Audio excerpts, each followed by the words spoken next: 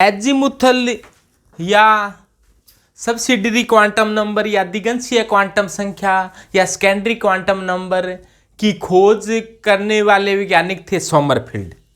तो इसके बारे में सबसे पहले बताया था सोमरफील्ड ने, और इस क्वांटम संख्या को दर्शाते हैं एल से।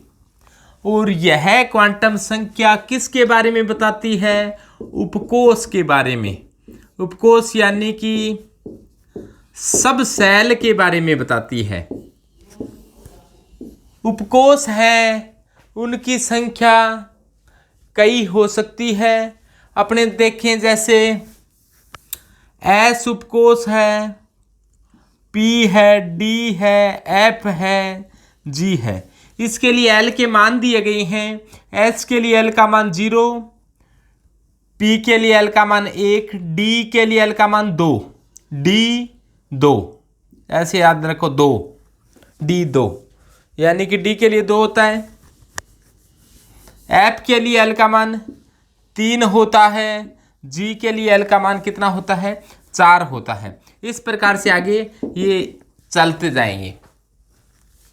यह क्वांटम संख्या उपकोष के बारे में बताती है, यानी कि उपकोष की जानकारी देती है। और उपकोष से आगे कक्षकों में बटे होते हैं। और यह संरचना के बारे में भी बताती है कि एस है वो कैसा होता है। एस है वो गोलाकार होता है, पी डंबलाकार होता है।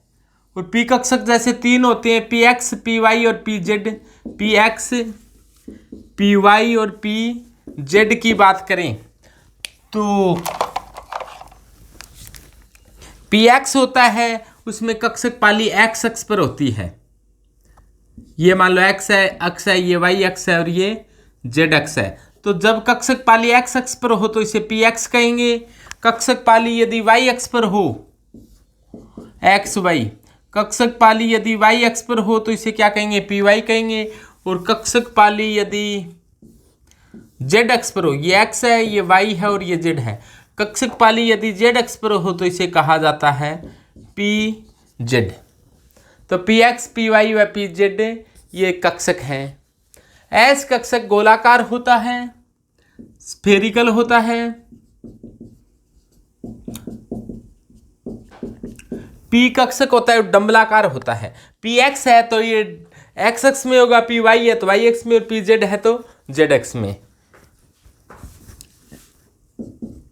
डी है वो द्विडंबलाकार होता है। डी 5 होते हैं संख्या में, इन्हें क्रमशः d x y, d y z, d z x,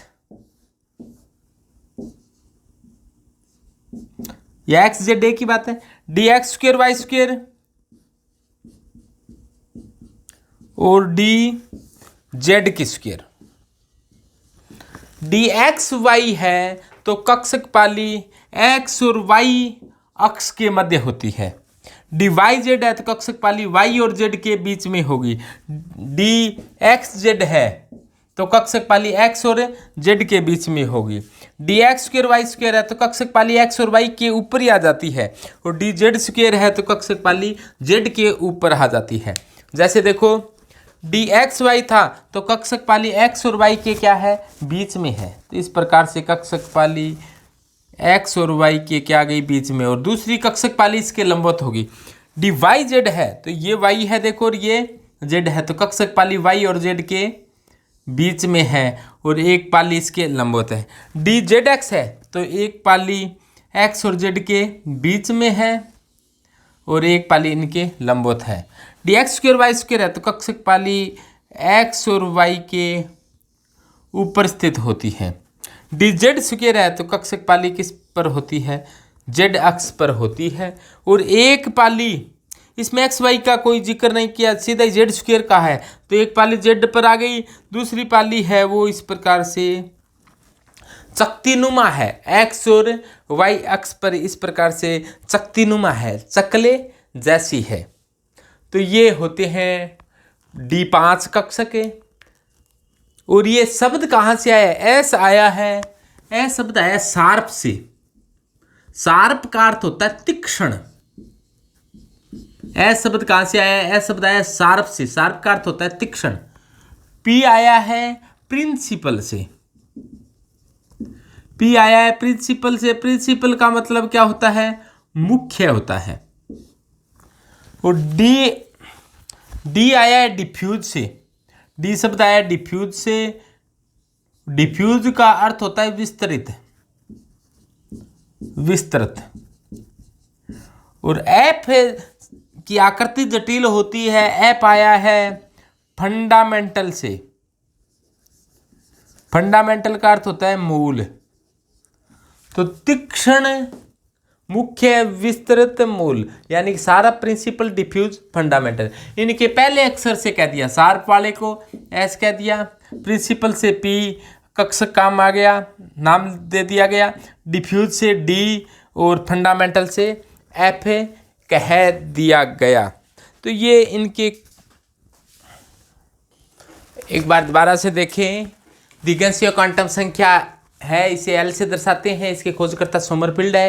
ये उपकोष के बारे में बताती है। उपकोष क्या होते हैं? जैसे देखो, कोई कक्षा होती है, जैसे ये पहली कक्षा है, ये दूसरी कक्षा है, ये तीसरी कक्षा है, ये चौथी कक्षा है। पहली कक्षा में 1s उपकोष होता है, एक ही होता है। दूसरी कक्षा में 2s और 2p होता है। तीसरी कक्षा में 3s, 3p और 3d होते हैं। चौथी कक्षा में 4s, 4p और 4d होते हैं। इस प्रकार से कक्षा है वो आगे उपकोषों में बटी होती है। उपकोष आगे कक्षकों में बटे होते हैं। एस में एक ही होता है, पी में 3 कक्षक होते हैं। एस में 1, पी में 3 और डी में 5 कक्षक होते हैं।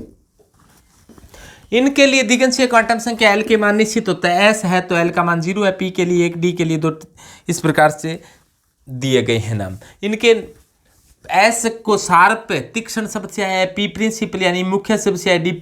डिफ्यूज्ड यानी कि विस्तृत से आया है। और एफ फंडामेंटल से आया है। तो इससे दिगंशीय क्वांटम संख्या से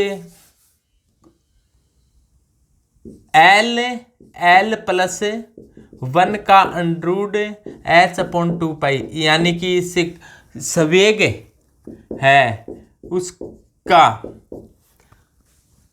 उसकी गणना अपने इस सूत्र से की जा सकती है। यानी कि कौन सा संवेग? कक्षीय कोणीय संवेग। कक्षीय कोणीय संवेग। कक्षीय कोणीय संवेग की गणना इस प्रकार से की जा सकती है कि root l plus 1 h/2 h Planck constant होता है, जिसका मान 6.626 इंटू 10⁻³ जूल इंटू सेकेंड होता है। और एल क्या है? यहाँ पर दिगंशीय क्वांटम संख्या है, जिसका मान एल का मान हो सकता है एस के लिए 0, पी के लिए 1 है, डी के लिए 2 है। इस प्रकार से मान दिए गए हैं इनके। तो यानी कि कक्षीय कोणीय संवेग की गणना भी की जा सकती है यहाँ से।